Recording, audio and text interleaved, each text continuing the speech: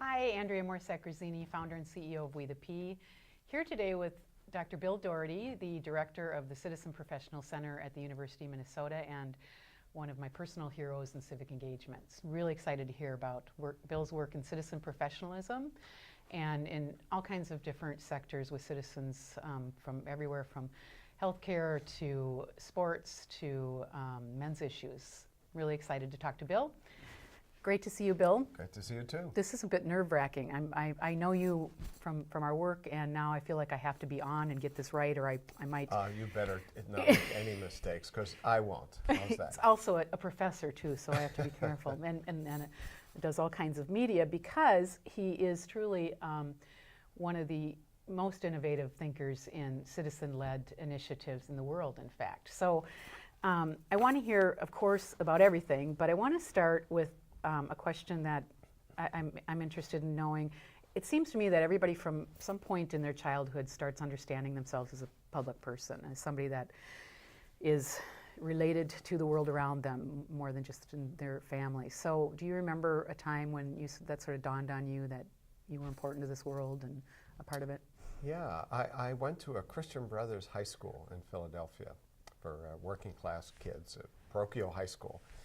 And I got involved in community action projects related to the religious mission of the school, and worked with the younger kids in some educational capacity. I remember every week for a year or so visiting with a friend of mine who was part of this organization, visiting another teenager who had pretty severe cerebral palsy and was kind of homebound. Mm-hmm.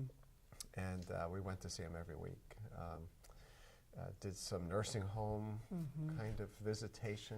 So and how did that make you, so you felt more part of a community, maybe a community that you wouldn't normally interface with? Well, I felt I had something to give the world and give to other people, and realizing that, probably freshman in high school, I realized that. Right, right. So that's pretty Did profound. you tell anybody, a freshman boy in high school, that can be pretty fraught with social anxieties and so forth, and yet we know that freshmen, even and middle schoolers and students of all ages, have tremendous capacities for empathy and engagement. Was this something that you sort of did on your own, or did you also share it with others? Well, it was a small organization, but I didn't talk about it widely outside of the organization. Yeah, okay. So you saw yourself as someone that had something to offer. Was there any time where you just went, wow, this is really critical what I'm doing, or I'm learning from what I'm doing, or was there any sort of pivotal point? Oh yeah. I mean, I'm sure at some point I realized that I was getting as much as I was giving, and it created in me a sense of calling to make a larger difference. At that point, then I decided to go to a Catholic seminary because I think in part because the people I knew with college degrees, men with college degrees were who were recruiting making you? a difference. Well, no, I weren't actually recruiting, but the men I knew with college degrees who were making a difference were in the religious life. And so that was the path I took. With great educations. Yeah, with great educations. Those religious orders have great educations. So how does those experiences, how did they work then into your education, and then you went into marriage therapy, and so fast forward a little bit and tell us how that infiltrated your adult work. Yeah, so I had this sense of mission to make a broader difference, I think, that led me to the seminary. And then in the late 60s, I kind of got radicalized with my whole generation and was involved in the anti-Vietnam War protests and Poor People's Campaign, and at some point decided that the priesthood was not for me. But I had worked with children and families in seminary in my pastoral work in the inner city. So I decided I wanted to do that kind of work professionally. But when I went to graduate school, I realize now in retrospect that although I was learning a lot about the theory and research and education and clinical practice, there was a kind of narrowing of my focus to thinking about the families, the children that I would be directly serving. So I look back, that was then the kind of stripping away of a kind of broader sense that I'm part of something larger to make the world better, to, well, I can make the world better, I can make some particular people better. Right, right.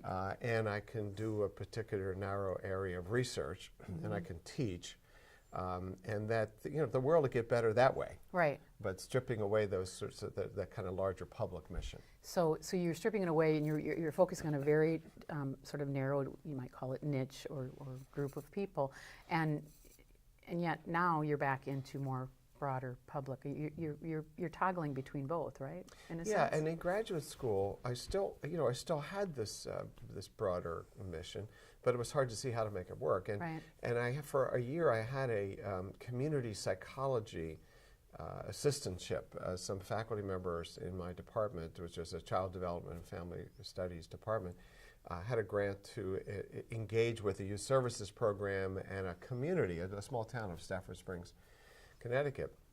And these were the early days of community psychology. So I was, I think carrying over from my past, I was very interested, very eager to do that.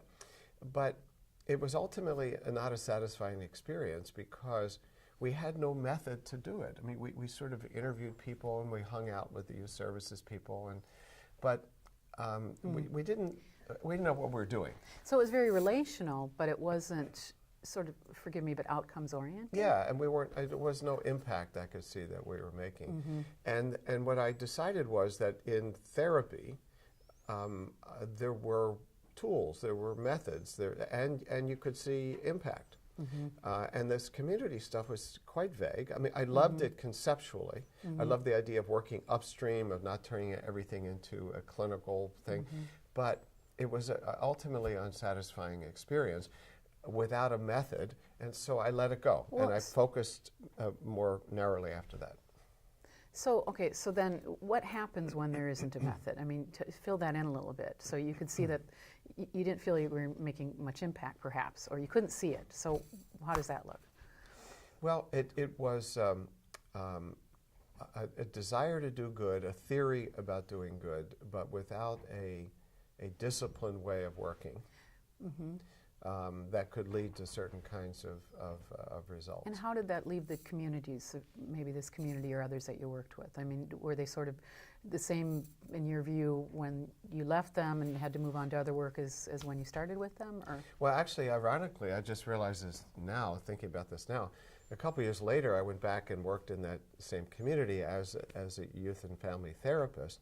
And there, I felt like I was making impact. In fact, the mayor was the one that hired me, and I had my annual review with the city council, and they all knew how I was working and not working. So I actually had legitimacy in that town that I didn't have as this sort of walking around being a community psychology person. Now, if I could just fast forward to now, part of what I've learned is that professionals who are providing good service in a community, if they expand their thinking to a broader level, often have legitimacy. So if I had known then what I know now, I could have been the family therapist, 8 to 10 hours a week, where people felt like this guy's helping us, okay, and leverage that credibility to make a bigger difference. So this starts getting into the citizen professionalism. We'll continue talking on that themes, but that was the point. I think what I'm hearing you say is it's sort of a both and. The profession, you have unique skills, as in your case, the therapist, that add tremendous and useful value to a community. And yet, if you've also got that broader view, if you can marry them both together, you're perhaps somewhat more. And that's really been the heart of a lot of my work. That what's happened is that in the professions, we divide community work from clinical work or educational work. We have public health people, we have community psychologists, we have community social workers. So we say, okay, the community is important, public is important. So we'll create a specialty for that. And those folks don't do the nitty-gritty work with troubled people or troubled kids, okay? They do the community. And then the people doing the clinical work, the on-ground educational work, the social work, the casework, they say, well, somebody else is handling the community. So what's the secret sauce? Then what you're saying is experience with, with the real gritty issues one-on-one is enriches your ability as a citizen professional, if I'm hearing you right, as a community professional. So the community professionals don't have the benefit, perhaps, of maybe seeing clients every week and seeing how they progress or don't progress or what they're struggling with. Is that what you're saying? Yeah, it's both. It's that it's possible at the community level to be too far off the ground. Seeing your work as preventing people from getting into problems later, but not having the relationships with people who are in pain. And so you can be a little bit cut off, just as the clinical folks are cut off from the community things, right? So that's number one. But the second thing is that you get credibility in a the community by being by having your hands dirty, by being in there. And respect that goes beyond just your PhD. Right. So a teacher in a school over years has credibility. Okay, this person is helping our kids. And so what I'm most interested in my career is not the training of people who will be specialists at the community level, but people who can go back and forth between the people work and the individual people work and the community work. So what you're talking about is relational respect. Again, it's not only for credentials, but it's the fact that you are presence in the community. They know you. They become trusting of you, of your abilities, of your caring, as you said, for their community. So there's this relational aspect that enriches that relationship while you're still maintaining your professional abilities and credentials and connections to the larger picture. And that, in a sense, is how you and I met. I was doing some writing and wrote a profile on your work with families and children, actually families, and was fascinated and immediately was really enthralled with the way that you don't only focus on one specific issue, you're focusing on culture as more of a solution as well. So it was clear that you're a practitioner and you see clients and families and couples, but you also were clearly invested in creating culture change beyond just families, just one family at a time. Right. And that really came about in the mid-90s, I would say, when I had, succeeded in the clinical and educational worlds. I had good credentials there, had published, written, developed models of therapy, and kind of felt a sense of wanting to return to the broader impact that I had wished for. But knew I couldn't go back to the old models that I had discarded in the 70s. And that's where I came across, about 95, I came across the work of Harry Boyd and Ann Curry at the Center for Democracy and Citizenship at the University of Minnesota, where what they gave me was a way to look at professionalism, including my own profession, in a different way. That what I came to realize was that the community models, social work, public health nursing, psychology, and so on, that none of those were doing the critique of professionalism, that there was something there that we needed to look at, that I needed to look at, and what it was to be a professional. And that was the beginning then of a bigger shift. And you've talked about this really, really passionately, and it's exciting to hear you talk about what sort of the old style professional was in small towns in the early 1900s, perhaps, and what a professional meant in a community. Is that what you're getting at a little bit? Well, yeah, that the modern idea of the professional, the 20th century and onward model, is somebody who is disconnected from a community, who applies to a graduate program, and is vetted by faculty, who then maybe goes on to get a license from a licensing board that has members of the profession plus one member of the community, and then you develop your career that way. Thomas Jefferson became a lawyer back in Virginia. He took a couple courses at the William and Mary, but basically he apprenticed with a local lawyer, and then he became, if you will, a credentialed lawyer when people in his community would go to him for the legal help. So the credentials didn't come from the board, this high and mighty board with one community member. They came from the community, which was all community members. Yeah, that's right. And Maybe some community elders, excuse me. Right, and would they trust you? Okay. Now, we can't go back to, we should not go back. It was an old boy network, and and it depending how good your apprentice was, and if you had good con artist skills, you could convince people to go to you. So I'm not nostalgic for those days, but we ended up creating, the word profession is from the idea, from calling, right? And the call would be from a community. And I remember in the mid-90s going on a kind of a hunt for other sources of knowledge about this. And I remember talking to an American Indian professional family therapist and also a spiritual healer named Sam Gurno, who still practices in the Twin Cities. And he talked about leaders, healers, as called from the community, not Interesting. self-appointed. So it's not coming from here; it's coming from there. And a real healer is reluctant to accept the call. Yeah. And you hear this about all the healers, the Martin Luther Kings. It kind of was pushed upon them, and what a world of difference. Wow. And so I remember that, and then I remember this great line that he said that I wrote down. He said, outside of a culture, a community, and a spirituality, you can treat, but you cannot heal. Outside of a culture, a community, and a spirituality, you can treat, but you cannot heal. Which means, fill that in. I mean, it's beautiful, and I get it. Yeah. So, and he wasn't against treatment. He wasn't against, But treatment and healing is two Yeah, different healing is things. deeper. Healing is about a reconnection, a recentering, a reintegration, so he was an inspirational person for me at that time as well.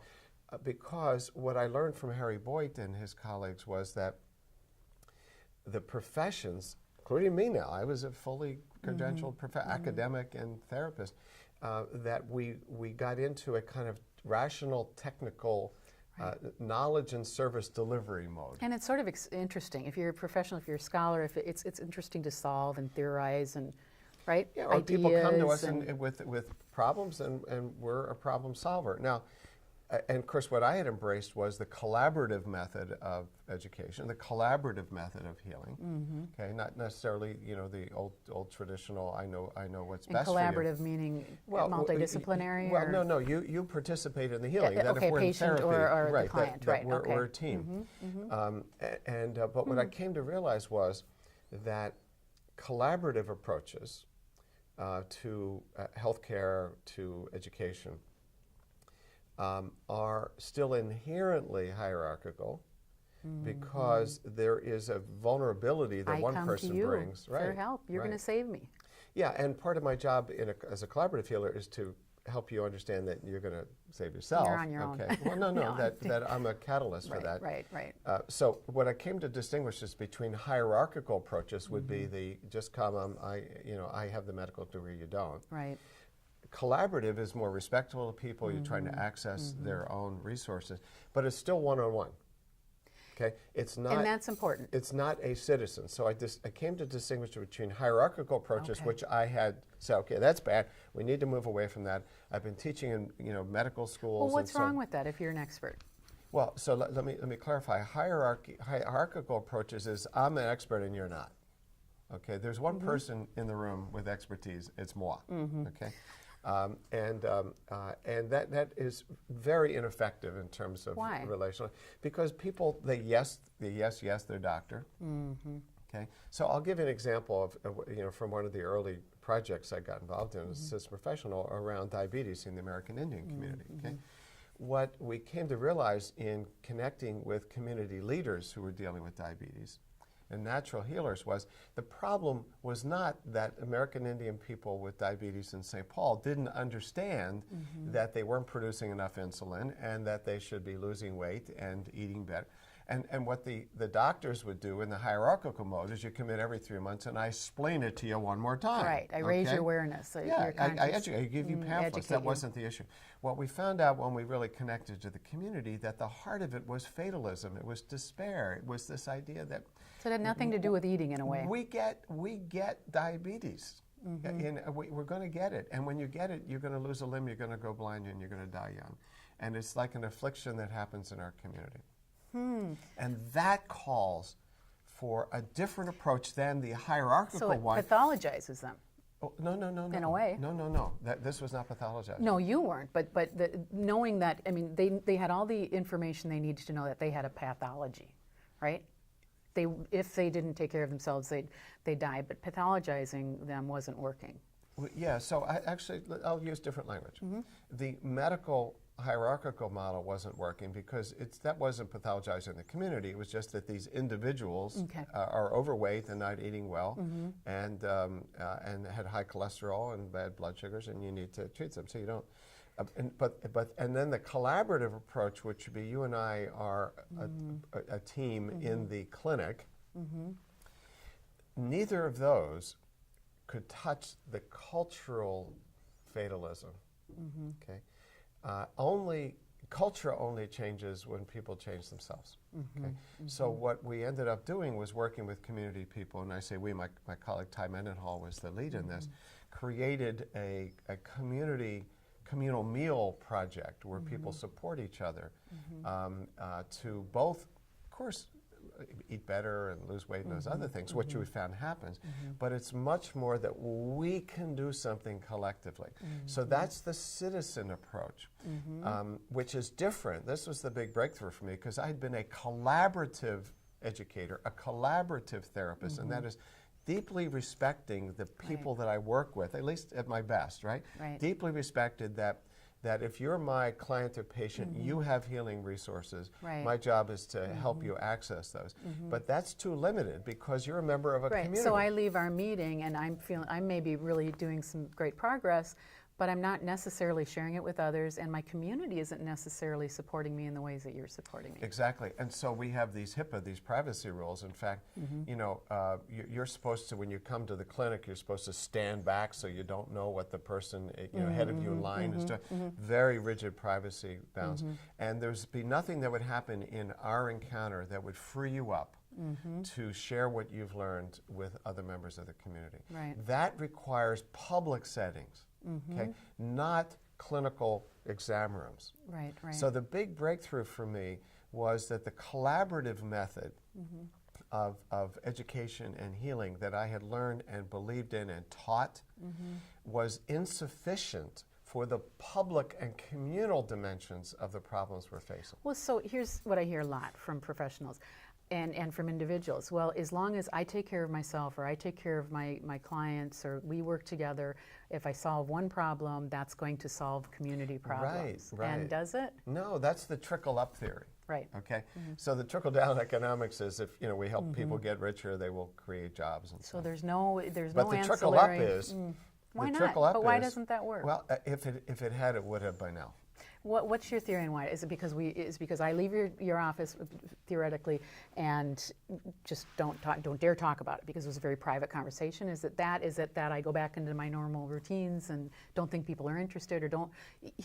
I guess I'm going to give my theory. I think there's this hidden reality that the majority of us have, and it may be different from person to person, but every person has got whatever they're dealing with at various times in life, and we rarely talk about it beyond our therapist's office and maybe a few very, very close friends. Yeah, friends as confidants, for example.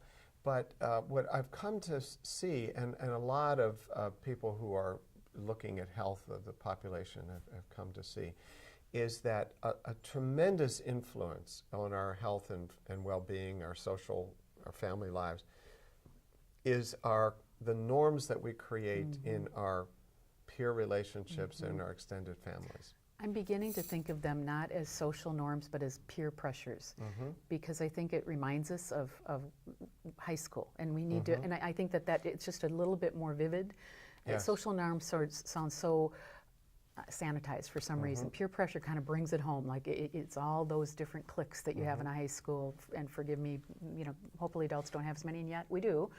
And we also have rules of what you can and can't say. We think we have rules. What's fascinating and been really fascinating in my work in civic engagement is when you can get a person or two to break the rule and speak about the unspeakable, what can happen in a community. And I'm sure you've seen that as well. Yes, yes.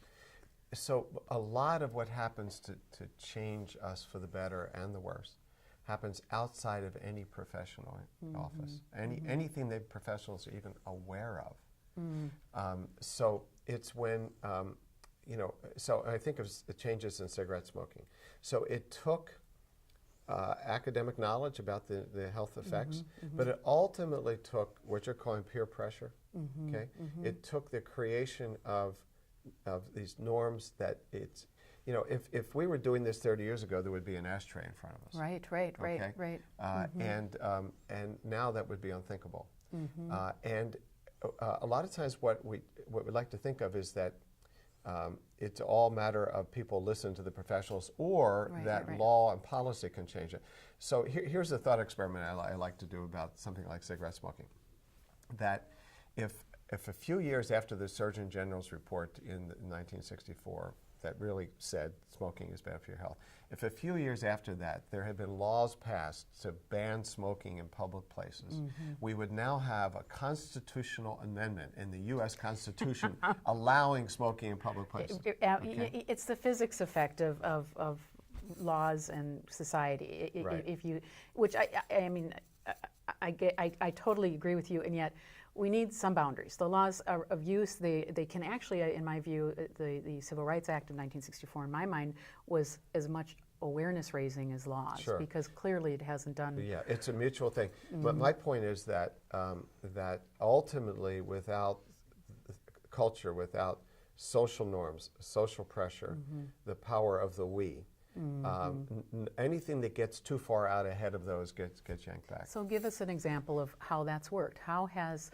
culture change been effective rather, beyond laws and beyond research? Well, look at in health and healthcare. Look at the revival of breastfeeding that started back in the 70s and into the 80s. That was not professionally driven. That was started by a group of middle-class mothers in suburban Chicago who in the 1950s wanted to breastfeed, and there was nobody to help them. There had been a generational cutoff. Good example of what we're talking about, because in the first part of the 20th century, the scientific norms came in, right? That formula created by professional scientists was going to be better than this. Research formula, created. So a whole generation of mothers said, we're going to do better by our children by abandoning breastfeeding. And because our doctors were telling us that. Yes, but it also fit the cultural norm, because the early 20th century, the culture was in love. The light bulb was coming, and the automobile, we were in love with technology, okay? So it's a both end. So there was a generational cutoff, and these women had their mothers, their aunts, nobody could help them. So they formed their own support group, and they found a professional. This would be La Leche? They found the La Leche League. Okay. What's fascinating to me about that is whenever you talk about these evolutions, which are wonderful evolutions, it gets to our increased awareness and consciousness, and yet again more physics, but the physics effect is happening in society. So when it comes to breastfeeding, for example, there are robust debates among women, in fact, of women who don't breastfeed feeling that they're somehow, the peer pressure is coming down on them. Women who do breastfeed feeling like they're not accepted in public and so forth. What do you make of that? Is that a positive? I guess I'll say in my mind, it may be okay. I mean, this is more natural. It's absolutely. These are just the debates that we're always going to have about how we do our family life. But it was women themselves, supported by evidence, supported by professionals who did that. And so my thinking about being a citizen professional is that the citizen professional tries to tap into the power of these social networks, and catalyze leadership.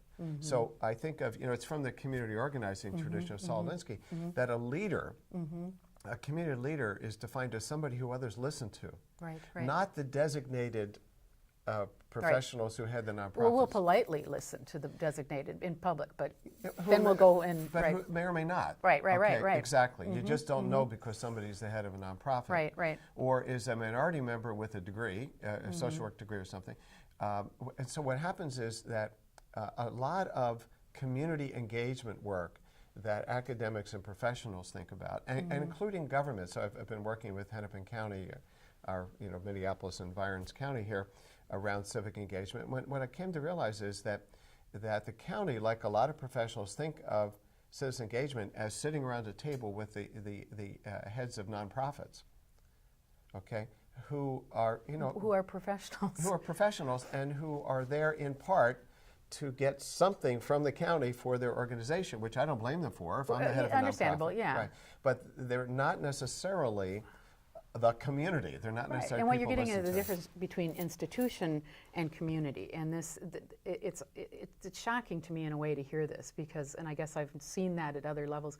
But when citizens think that there's a citizen involvement or citizen engagement, you do presume it's a citizen or two. And you hope it's one, and sometimes that's all it is. But there's a big difference, and the breastfeeding example gets to it, between the institutionalization of a trend or a social norm or whatever it is, and the distribution of it by real citizens, or acceptance or rejection or whatever. And leadership by. And explain how this leadership piece, because really that's how our relationship began. I was fascinated by your model and live in a suburban area, was fascinated by the fact that you were also working in suburban areas on overscheduling children, which I also saw as a concern. And so I reached out, not having a clue what I was getting into, truly, and you sort of coaxed me, just by me asking questions. It really did take initiative on my part, but you were able to fill in the professional knowledge that I didn't have and really coaxed me into a leadership role, right? And so explain why that's so important for professionals to do. Well, because we live in such a credentialized, professionalized world, certainly in the U.S. and a lot of the Western world, that ordinary citizens devalue their own voice and their own expertise. And professionals have gone to graduate school and gotten licensed and all that, and trained in a view that that expert knowledge is here, thank you, and that what you have is private, personal knowledge, otherwise known as anecdotal. But the citizen professional sees, so as I as a citizen professional saw you as a resource for community change that I couldn't provide, okay? A member of this community, a mother in this community, all these deep connections with people, these relationships of trust in this community. I didn't have that stuff. I mean, I could come in and give a talk, that's nice, and everybody says Dr. Doherty's really nice. But so you and that was a paradigm shift for me, because you kept on saying that. You kept on saying you're a mom in the community, and that's needed. And I'm going, but you're an expert in this work, and in truth, we needed you and you needed us. Right, exactly. So that's why, so my model of citizen professionalism is different from the traditional community organizing model, which was anti-professional. Professionals were the enemy. That's right. Okay. And I don't think we're ultimately going to get anywhere if we demonize professionals. And so you need this combination. So I could come in and people would show up to hear me talk because I have the credentials, I'm at the university. They wouldn't have shown up at that point to hear you talk. But then we could plan that as what I call a launch event to help catalyze something and to have you be visible at that point as a community leader. So that's an example. And other leaders. And other leaders, right, but just using you as an example, because you pulled together a whole group with you. Right.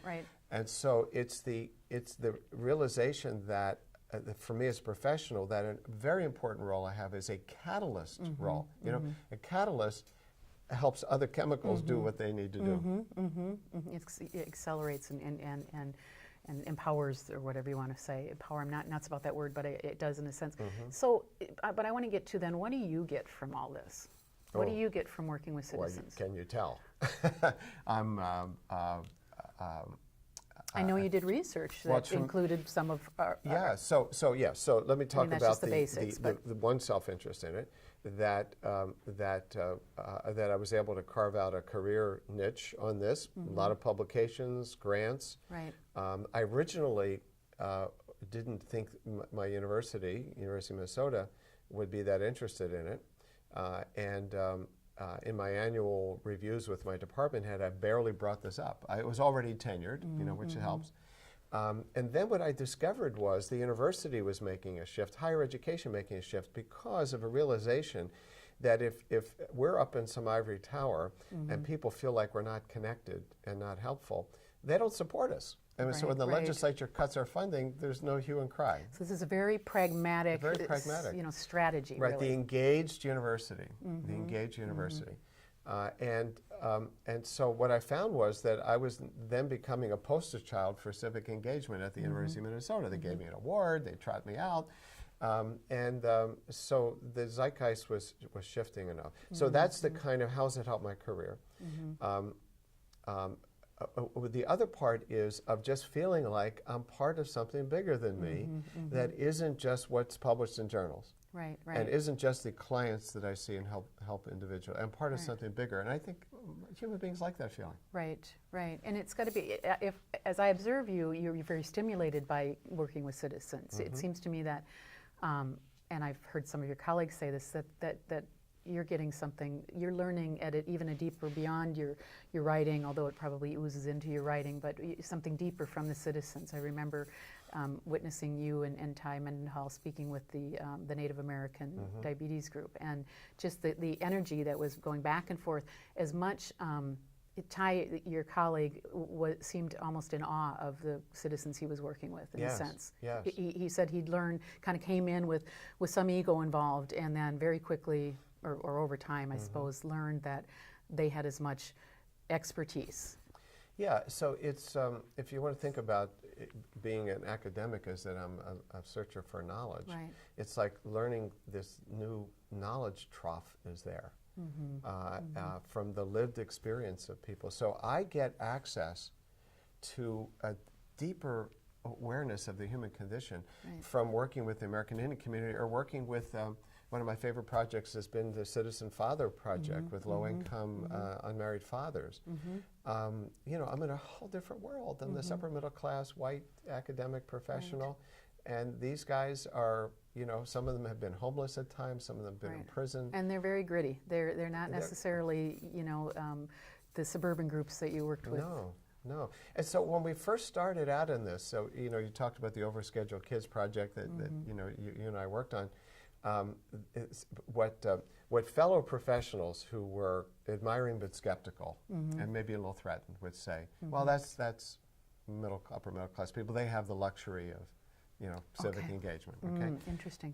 And we said, well, the Diabetes Project is with the American maybe, but so the largely African American, now it's quite racially diverse, that group of men, just rich. Inner city, that was a litmus test about whether this model of engagement could work, because that was the group that everyone's, like if you worked with inner city African American women, the heartbeat of the community. So these are men, many of whom have been cut off from their families, and how we're reconnecting with their families. And very complex lives. It was one of the most powerful talks that I engaged with, in fact, in your class. I took one of your courses. And I would say that they were impassioned, and you could see how healing was critical to them, and that they were engaged in their own healing. It wasn't that they were sort of, even different from the Native Americans, where we have a problem and we need to solve it. Theirs was far more complex, and it was almost at far more of a healing level.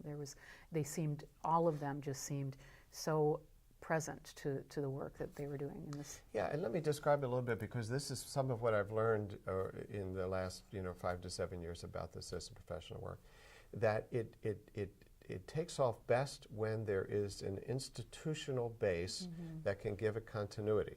And so the Father Project in South Minneapolis, innovative service project for low-income, unmarried fathers who want to reconnect with their children. Some are referred by the courts, some, self-referred. At that time, serving about 200 men a year, helping them learn parenting skills, learn to communicate respectfully with the mother of their child, getting right with child support, sometimes legal help, GED help, job help. Okay, and I was approached by Andrew Freeberg, who was the founder of that program. Now it's under Goodwill Easter Seals, because he had heard about my citizen professional work, and he and I, when we had coffee, he said that a number of the men who were successful graduates of the program, and they have like 14 steps they go through, it's very process to finish, right? They don't want to leave. It's a community in itself. Yeah, They hang around. They show up at the picnics, and they were looking for ways to engage these men more. And what they're thinking of is maybe an advisory board. And I said, don't do that. Don't do that. I know how you feel about advisory boards. The same way I do. That can be okay, but it's not the same thing. And what I talked about was how in human services as well as healthcare, we have no way for people to contribute to the mission of the program when they have gotten themselves on their own feet. There's no 12-step in AA. Right, no which is volunteering and being involved ongoing for the rest of your life. Sponsoring. Right. So what happens in human services is if somebody gets better, so if these men were doing better, we kick them out the door, say go live your life as a private citizen, because there are more people coming in the door we have to serve. And so what we ended up doing was creating a leadership project for men who were successful, called the Citizen Father Project. And so the staff nominated them, we had orientation meetings, and then pulled together a group, and we created, democratically, we created the Citizen Father Project. Talk about the democratic process. I think this is what gets missed sometimes, and it relates to some of the community organizing processes, but again, it's very different than citizen only. It's a mix of professional and citizens. So how does that work? You've got professionals and hopefully a group of citizens, but you're doing a democratic process. Right. So in the room were two professionals from the Father Project who were leading the process. I was there as a sort of a coach for the process. And 8 or 9 men who had been identified as leaders. They had successfully re-engaged with the kids and so on, got right with child support, and other men listened to them in the groups, okay? And we started a process that began with what are the main challenges facing fathers in having healthy, active relationships with their children? And we generated those and we debated them. You started with a question. Yeah, what are the challenges men face? Not a problem, you started with a question. That's right. They had to answer that. Actually, not just they, because the 3 professionals in the room also answered. Had something, okay? Right. Everybody has something to offer. Right. Okay. Then we went through. We started to pin down some of those barriers. Like what were some of the personal barriers that men experience? What were the institutional barriers? And then a question, a key one, is that what do fathers have to offer one another to overcome these? And these are a bunch of men, fathers, that he struggled. But men aren't always terribly effusive about what they can share with each other. How did that go? Oh, they were quite effusive at this point, because we weren't talking about just sort of sitting down and personal share. I mean, what could people say? Had absolutely no trouble with and so really what you're doing there is then you're engaging them as leaders. You're saying you're giving them or they're accepting, maybe is a better way of saying it. No, we're activating. You'd like the word activating, okay? Through a series of questions, each meeting formulated around a question, and then what we do is we review what we went over last time, and we debate and we discuss and that terminology. Get to the debate piece, because this is a fascinating piece to me, and I've seen a number of initiatives, and I think the reason process is so important is because sometimes you're going to get to these periods where there's debate, and it's really strong debate, or there's even some tensions. And the process in that case seems to me is one of the few things that keeps a group together. Once they transition, once they get through that, which can be difficult, then they tend to be a much stronger group. But a lot of groups will fall apart at that point. Yeah, and you build up towards that point. So I remember when we discussed our community action, our public action, and a decision was that outreach presentations was going to be a big part of this. And then we began to develop the criteria for what would be effective public outreach through presentations. And we talked about that what we say, somebody proposed, should appeal to mothers. That mothers, women, should say, wow. Which is what I did. Right. Well, there were some men in the group who had some unresolved feelings about the that's baby great. mamas. I mean, this is wonderful. Right. So then how did that work out? I mean, I'm sure they did. Yeah. Baby mamas aren't always nice, and Right. maybe dads are holding grudges, whatever it is. Right. And there was one man in the group at that time who, at that point, did not have access to his children because the mother was cutting her. And he was trying to decide whether to go back to court. So he was in a lot of pain. And he struggled with that criterion. I'm sure. And the other men talked about it, and understood. And ultimately, he had been a high school athlete, very prominent one. And he ultimately said, okay, there's no I in team, I accept it. I love it. Yeah, Okay. I love that. Okay, so we went forward. So it was a negotiated agreement. And this Yeah. is very different than dealing with cultural issues or personal issues as an individual. And this is, I'm becoming more and more sensitive. The individual approach would say, I don't feel good about that because my situation, I'm not liking my baby, the mother of my child, and I think she is, and maybe other women are, and therefore I'm not going there. Right. And Right. That's the difference. This is a huge difference. Because we're going to do something together. Right. And the other thing is that a group could, in some groups, you let somebody hijack what the group can do because they're not comfortable. Right. And that wasn't going to happen. We had a mission to change the image of manhood and fatherhood in the urban community and beyond. And we knew, that group knew, that unless mothers are supportive of that mission, it's not going to go anywhere. Right. Okay? Right. And so because there was somebody in the group who was struggling, there was compassion and so on, but we were going to move on. Right. That was going to be there. It's valuable knowledge to have. The struggle itself right. is really, it's nuanced, and it gets to the reality. It's not just, isn't this nice? We're going to get along with women, and aren't we great? It's far more complex. Yes. So maybe there's true value in that. What did the men then, as they went through this process, did the guy that had the struggle with his children's mother, or did others begin to see themselves in different ways? Oh, he's a transformed guy. And he has reconnected with his kids. He's in a new relationship that's a very healthy relationship. He ultimately got a job at the Father Project. And this is the case too. It's often the person that's the most resistant that transforms the most, right? And the other thing that happened there was, and this was about the time they didn't need me anymore as the coach, I moved out. They said, if this is going to continue, there has to be a second generation and a third generation of citizen fathers. So the group together, democratically, came up with the criteria for inviting new men in.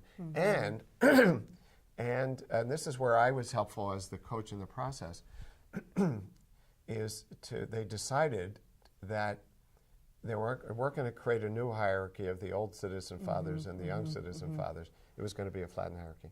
Wow. Okay. And that's pretty hard. These guys had some great successes. Yeah. In fact, I still remember a meeting, and this is a good example of the role of a citizen professional, because I remember one of the leaders of the initial generation of citizen fathers, his vision was they would all mentor one-on-one a new guy until he was ready to be an active member of the group. And I, again, this is part of the citizen professional role, and my two professional colleagues were on board with me. I invited the men in the group to revisit our model, our democratic model that worked for us. And why well, these guys were good. Why didn't they get to This is what I've learned, that regular citizens feeling empowered as leaders are apt to reproduce hierarchy in non-democratic approaches unless they understand that's part of the enemy here that we have to get past. Right, right, Okay? right. And they did. Right. They got it. Because you become a leader by seeing yourself as equal to the quote-unquote hierarchy.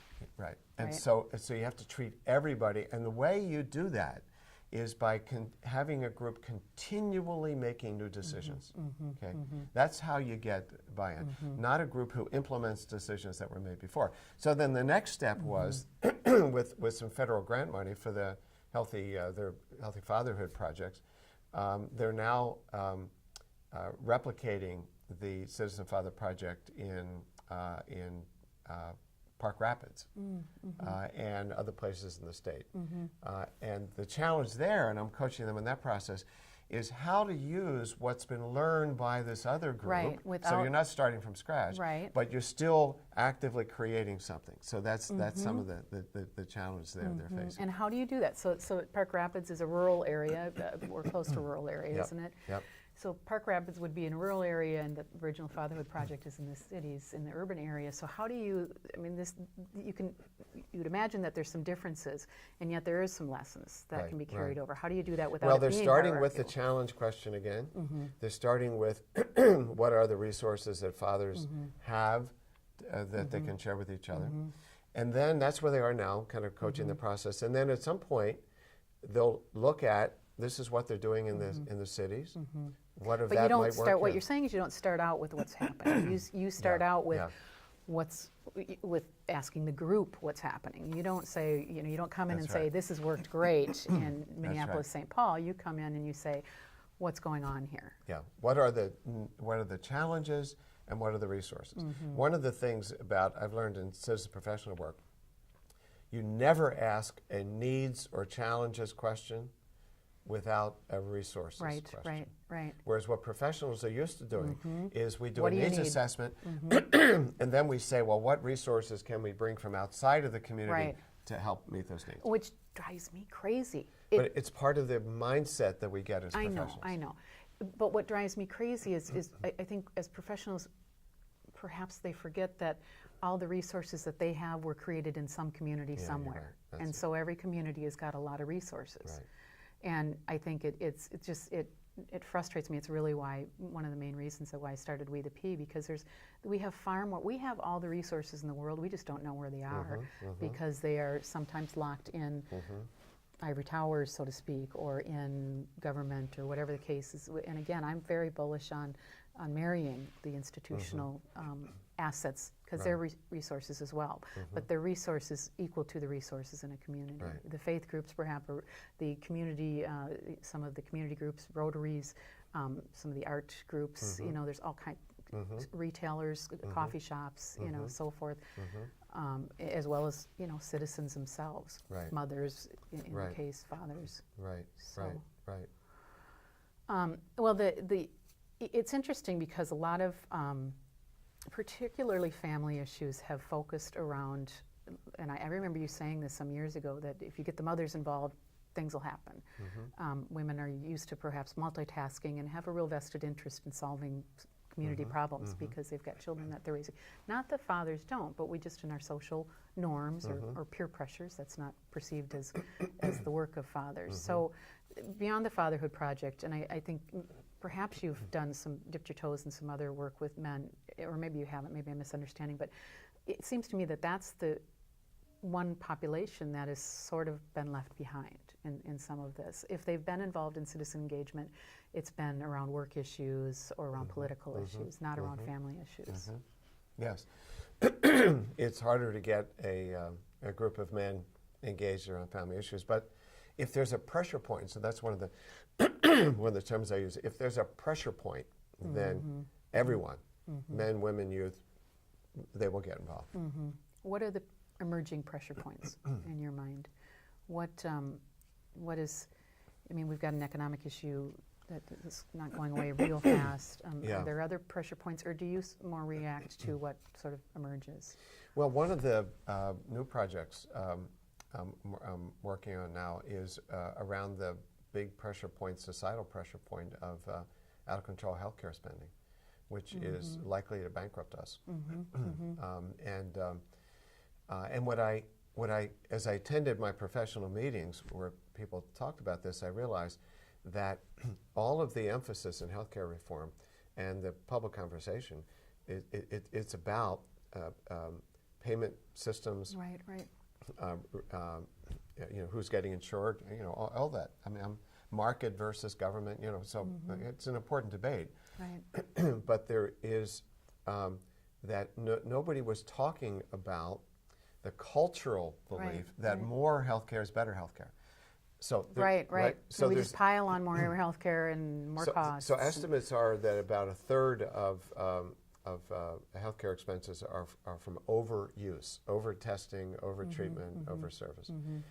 There are a lot of people underserved too, but every day you see new studies come out, like the most recent one, that the most common orthopedic surgery in the country for a torn meniscus is unnecessary. Right. Is unnecessary. Well, I think, here, I'm going to just challenge that, and I shouldn't probably challenge you, but I will anyway, because I do that. But what I think is going on is I think there's absolutely overspending, and I think that that's clear from the research. I think that there's also gross underspending, and I'm guessing it's probably roughly equal, but there's more focus on spending because of the issues of costs right now, and there ought to be.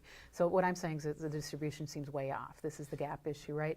But what none of this addresses is what you're addressing with the obesity project with the Native American communities, prevention or citizen involvement in solutions. Right, so I'm going to stay with even though you may not agree with me, I'm going to stay with it, okay? Because we have underuse and overuse, but it's very clear that we are going to be starving other resources in the country if healthcare keeps increasing. We spend twice as much per gross national product as Europe for less benefit from it. Right. So that's clear. And it's unbelievable. That is, and it's a huge. This is what the Obamacare debate. It's a huge. My point is that the missing element in that, a missing element, was the cultural norm that if I have a cold and my doctor gives me an antibiotic, we know that's harmful, okay, to the herd, to the common good, okay, and that why are they doing it 30 years after we know that it doesn't help? It's because patients expect it. Right. So overscheduled kids, out of control birthday parties is my other one.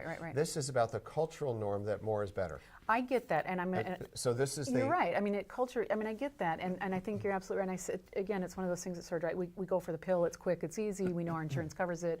Blah blah blah.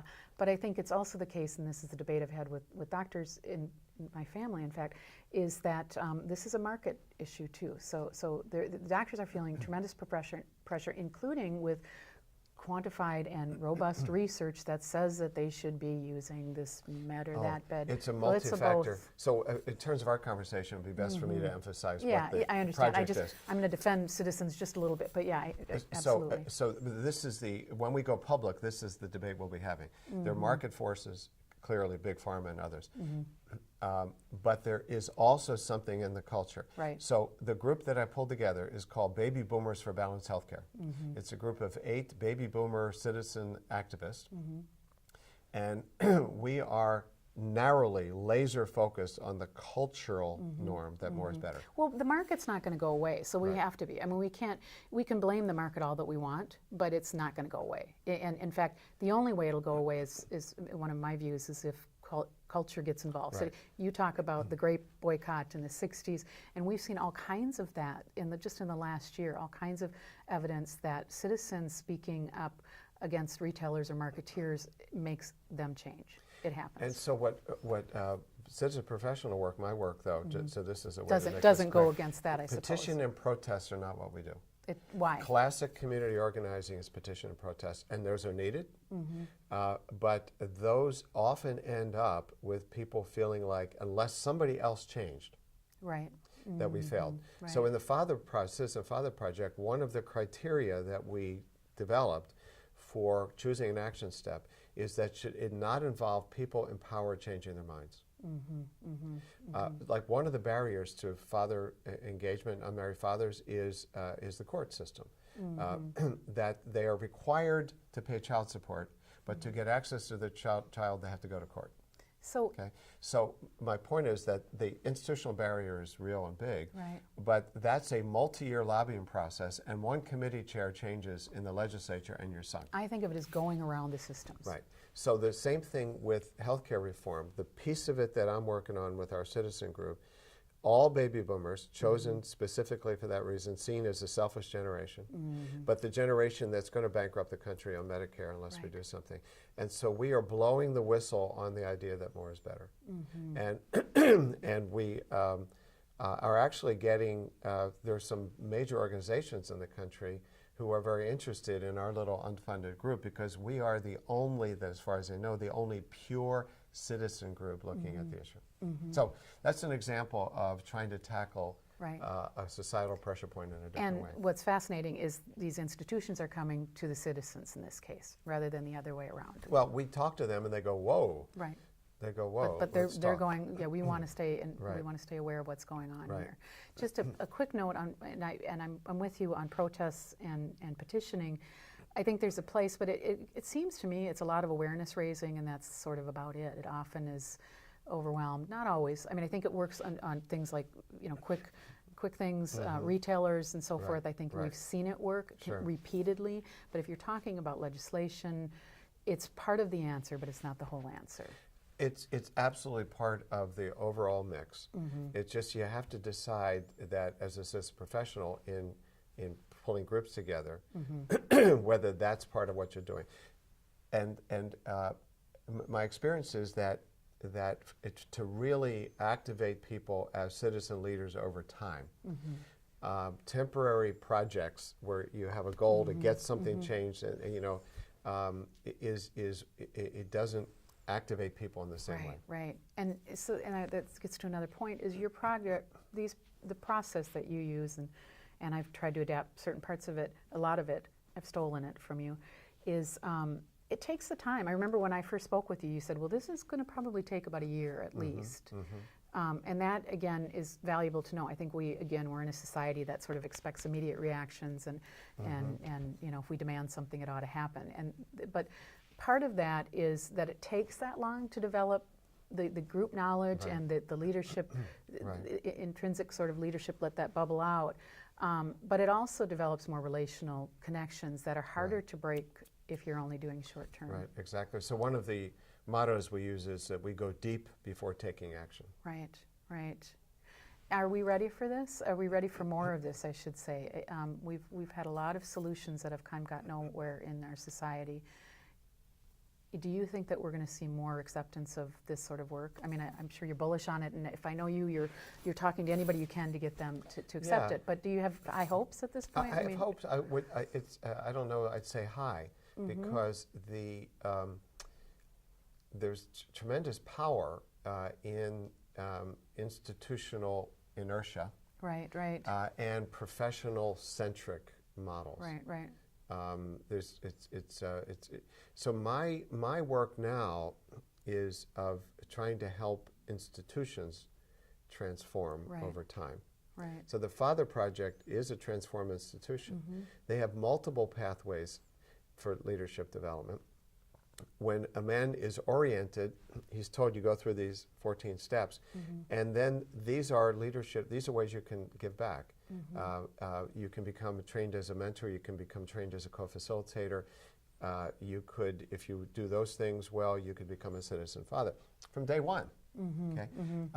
Men in the Citizen Father Project have spoken in Washington, D.C. at various government functions, and this is what gives me hope, because Assistant Director of the Health and Human Services Department was here recently and talking to the nonprofits and challenging them about where is your leadership development component. This was in the fatherhood area. So now, so you have some success, you feed it back, and it starts to get into the norms. And then they start to get attention from... Right. Great, great. And you know, you touch on institutions. There's value in inertia, and I understand that. How does this create? How does citizen-engaged processes and projects create value that institutions can understand and value? Well, there aren't yet a lot of them fully engaged, so this is a little bit hypothetical. But what I can tell you is that what I see is you get tremendous buy-in from your community. You get people who care about you, who will advocate for you, who will help you fundraise, who will talk to their political leaders. You just get a level of support. Acceptance and support, and sustained solutions, more sustained solutions? That's the hope. That's the hope. Wonderful. Anything else you want to add? I guess the last thing is that what I'm, one of the things I'm into now is the idea of people being ambassadors within their community. So a new project we're starting in North Minneapolis with North Point Health and Wellness, which is a big healthcare provider there. And we're, in fact, next week going to be doing the initial community meeting, is ambassadors of health among African American women. So African American women as ambassadors of health in their extended families, their church networks, their workplaces, whatever. And the idea is that there are people who are nodes of influence in every community. And people listen to them, turn to them for health, for child rearing.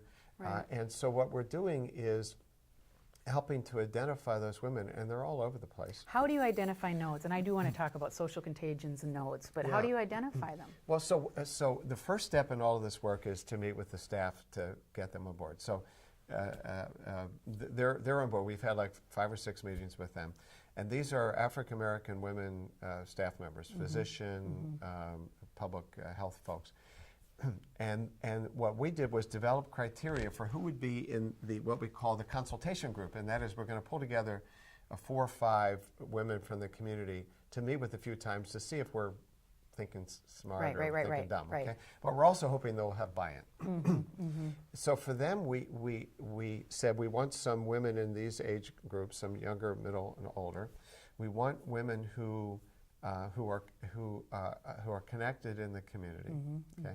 Who are engaged already, who seem to have some handles on their own health, though it doesn't mean they don't have health problems. And who have a comfort in working with professionals, being around professionals.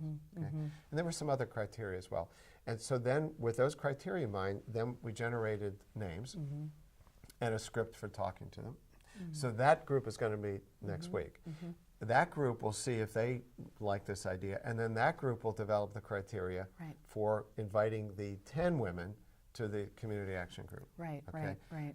And then that group will put together the training, the curriculum, and by that point, that group is going to be so invested in this, they're going to be recruiting like crazy, because they're going to identify other layers of African American women who are connectors.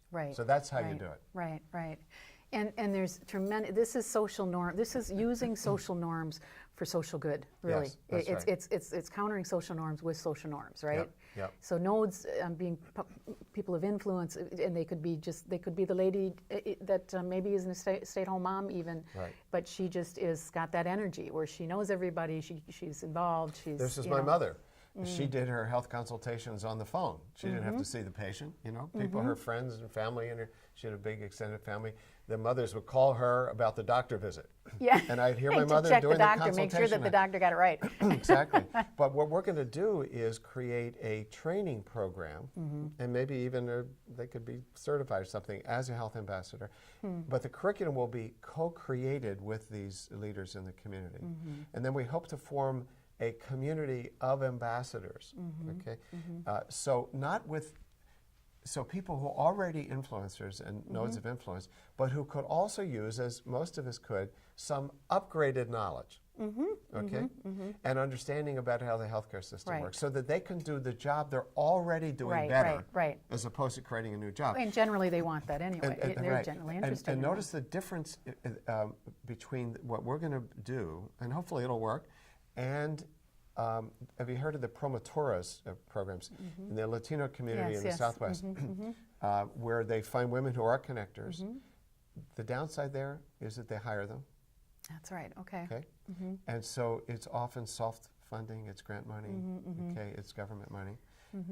If the money goes away, they go away. And this was like one of those moments in my career as assistant professional. I went, oh my goodness, I see it. I see how it goes. I was in Texas at a healthcare family health care meeting, and there was a panel on the promotoras initiatives in Texas. And the promotors These are lay women. They haven't even had a high school degree in the past, but they're connected in the community, and they're trained to go out and they take blood pressure readings. They visit people to make sure they're taking care of themselves. They do. So they're out there in the community. They already have equity in the community, okay? And it's terrific. So there was a panel. There's a state level oversight group. So there's this panel, and some of the leaders were saying, no, we can't be having women without high school degrees. They have to have a high school degree. And somebody else was saying, well, eventually this is going to be college degrees. And then there is a credentialing. And then you realize there's all these groups out there, Andrea, that they're calling themselves promotores, and they haven't had. And how dare they? How dare they? And I went, there it is. Yes. See, that's what happens. What we do is we create what used to be a lay thing. We start to professionalize it, and then eventually they'll have to have master's degrees. Well, and what's going to happen too is then when that professionalization starts happening, the women are still going to do it. They're going to still be doing what your mom did. Exactly. They're just going to blow off that That's whole right. system. That's right. For complicated reasons. They maybe don't have time. They've got children. They've got and there can never be enough paid promotoras, okay? And then at some point, they just form a guild. And so no guilds. Nobody's going to get paid for this. It's, do they want to do better for their loved ones, that which they're already doing? And so we'll see if it can work. But that's the pure citizen model. And then the social contagion, again, I just want to get back to this because it fascinates me. And I know that's, who is it? Who are the researchers? Christakis and right, Fowler, right, and Fowler. So they've found these nodes. They not only reach the people that they know, but they actually skip their influence. 3 degrees of separation. Right, so explain that. Yeah, well, this is a group of researchers who have been finding with the best sort of scientific methods that things like smoking cessation spreads within 3 degrees of separation. So if you and I both smoke, and your friend who I don't know quits, I'm more likely to quit, even though I don't know them. You've never met my friend. Right, and even if you don't, and then it even goes out one other, so your friend's friend who you don't know. So that's 3 degrees of separation from me. And how does that happen? I mean, well, their theory is osmosis, the theory is the the renorming. So when your friend who you identify with who has smoked quits, and I say, these things are killing me, I should blah blah blah, and they're too expensive. At that point, this is the theory then I maybe say, I have a friend that's quit. Even if you don't say that, you might be more supportive.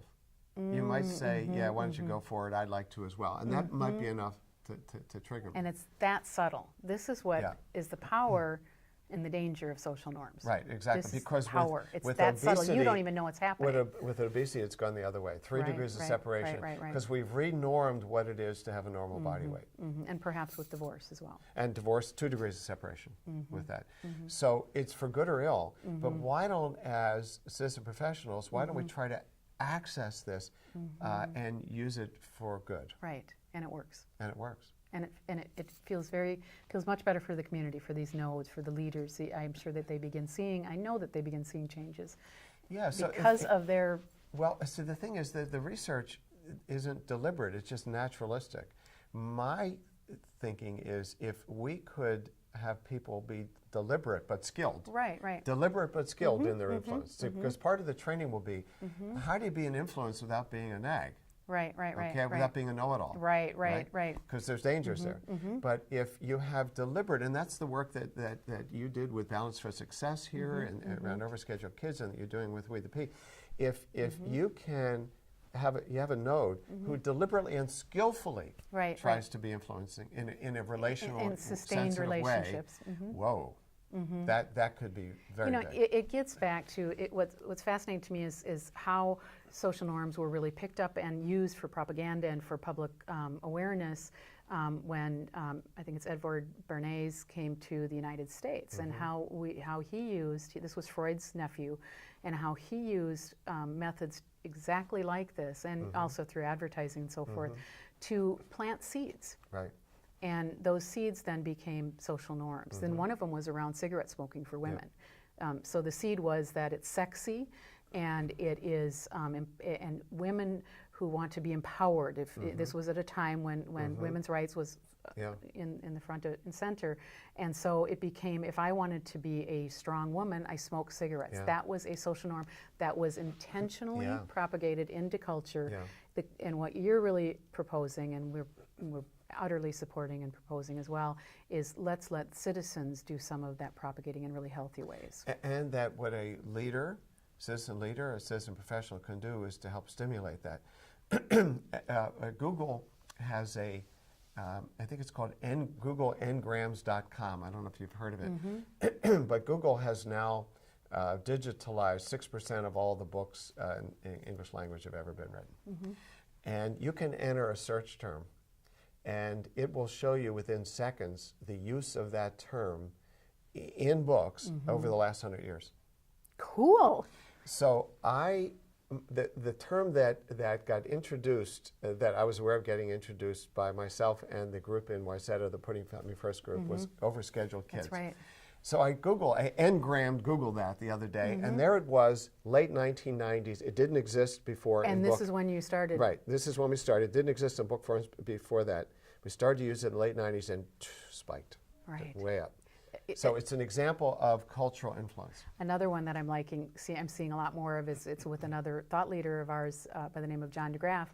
And John DeGraff, the economics of happiness is suddenly, it's a phrase, but I bet if I engram that's a new one that's emerging. So that's a new way to begin to, now it's books. So it's creating, you've talked of creating the language, the vernacular of citizen engagement. That's right. That's right. So creating new language where apropos. And in fact, I think that as citizens, many citizens are really frustrated with government. They're frustrated even with their practitioners and with professionals, institutions, companies, whatever. And this is one way that citizens can reclaim, can address that frustration by naming their realities that are different than what institutions and hierarchies are telling them they ought to be. And perhaps creating new words or new themes for culture. This is great. Okay. Thank you very much. My pleasure. Bill Doherty with the Citizen Professional Center.